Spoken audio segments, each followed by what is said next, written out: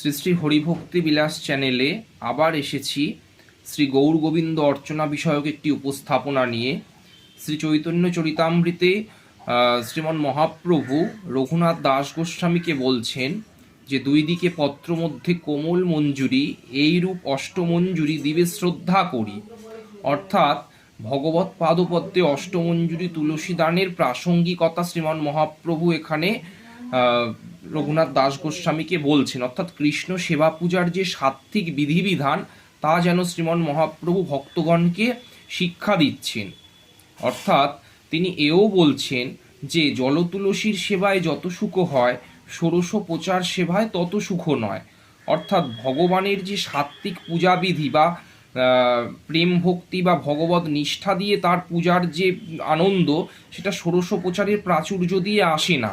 এখানে ভগবানের প্রতি ভক্তের শুদ্ধ সাত্ত্বিক ভক্তিটাই প্রাধান্য পায়।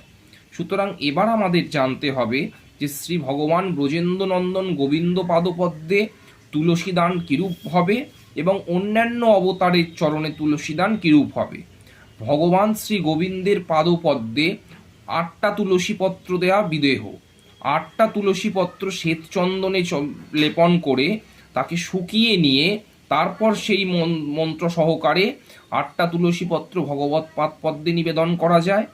এছাড়া অষ্টমঞ্জুরি তুলসীপত্র, অর্থাৎ দেখবেন তুলসী গাছের একদম ডগায় নতুন মঞ্জুরির পাশে যদি দুটো পাতা থাকে তাহলে সেইটাকে বলে অষ্টমঞ্জুরি।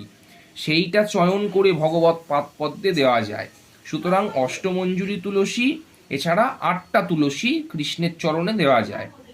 এছাড়া বিষ্ণুর অবতারদের চরণে 2টো করে তুলসীপত্র দেওয়া যায়।